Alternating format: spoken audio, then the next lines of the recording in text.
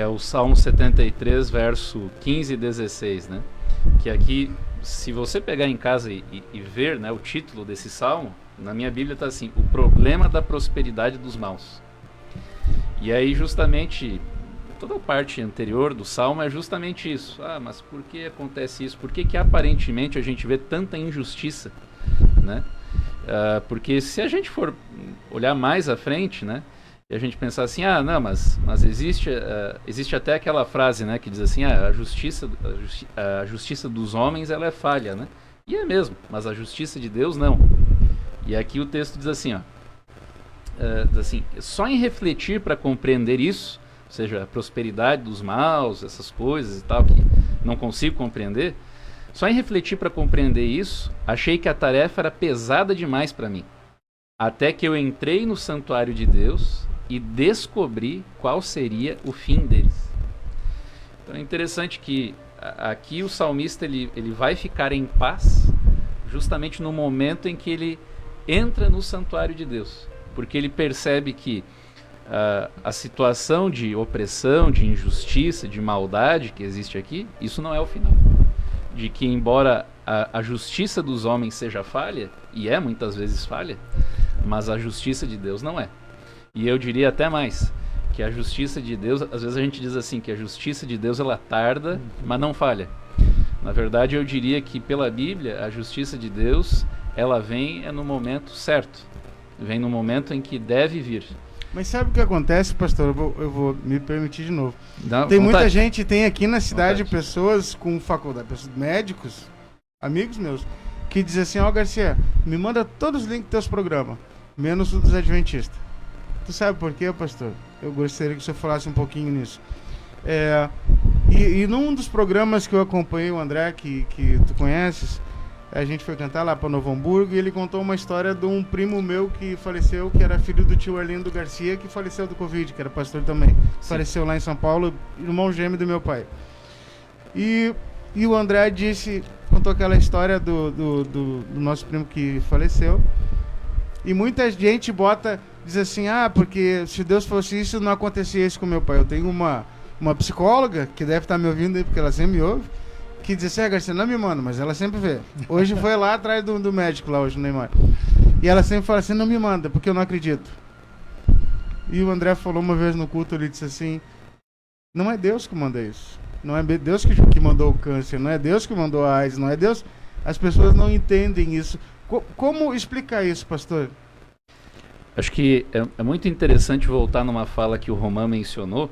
Aí até a gente está saindo um pouco já do tema da lição. Mas é assim mesmo, ele tira a gente todo o tempo, né? Aqui é uma briga, né? Mas aqui é interessante o seguinte, tem uma fala que o Romão mencionou ali que talvez explique muito bem isso. É a gente ir dentro do contexto do grande conflito. Uma frase que eu sempre costumo dizer quando faço funerais, né? Uma das coisas que infelizmente eu tenho que fazer, eu como pastor faço muitas coisas, né?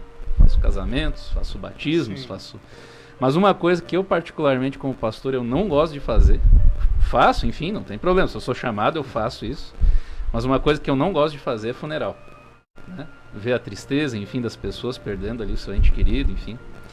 Mas uma coisa que eu falo nos funerais, para todos aqueles, enfim, que estão ali, é o seguinte, que nunca foi o plano de Deus que a gente tivesse que ter cemitérios, que a gente tivesse que ter capelas funerárias, que a gente tivesse que ter, né, situações como, por exemplo, eu já vivi isso de você terminar uma cerimônia fúnebre e aí você estar saindo, né? Isso já aconteceu ali quando eu estava em Porto Alegre. Estou saindo ali da capela e aí a família do lado, pastor, olha, não tem ninguém para fazer a cerimônia aqui do nosso outro ente querido, faz aqui para nós. Aí eu saio de uma capela e vou para outra e logo na sequência aí já chega um outro pessoal porque vai velar o seu ente querido, né? Então assim, isso nunca foi o plano de Deus. Se hoje nós temos que conviver com essas tragédias, com essas coisas que são terríveis e que realmente, e aqui diz alguém que já passou por situações, aqui especialmente o Romão sabe de algumas coisas que eu já passei. Por exemplo, com 6 anos, meu pai foi morto, atingido por um raio quando chegava em casa. Há 10 anos atrás, Eu perdi minha esposa, vítima de afogamento. E obviamente aí tem pessoas que questionam, pastor, mas e aí, não perdeu a fé? Não, hoje graças a Deus estou aqui. Mas assim, aí a grande questão é a seguinte, se Deus é amor, por que essas coisas acontecem? Isso na verdade é por conta do mal, do pecado, que é um intruso neste mundo. Só que Deus, ele proporcionou uma saída, um escape para isso. Através de quem? De Jesus Cristo. A Bíblia vai mencionar, Romanos 6, verso 23, que o salário do pecado é o quê? Me ajudem. É a morte. Mas o dom gratuito de Deus é a vida. Mas enfim, mas aí alguém tem que pagar justamente o preço do pecado. E quem foi que pagou esse preço? Jesus Cristo.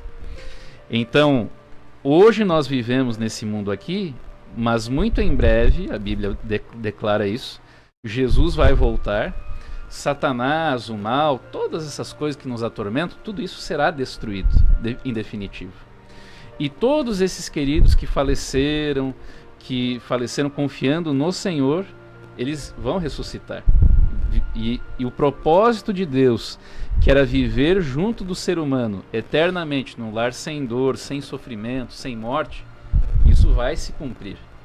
E aí a gente vai poder olhar para trás e vai poder pensar assim, bom, o que é a eternidade perto de uma vida que eu vivi, sei lá, 70, 80?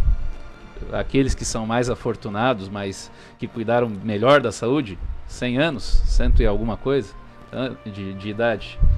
O que é isso comparado a uma eternidade com qualidade de vida e vivendo ao lado do meu Criador? Isso não é nada.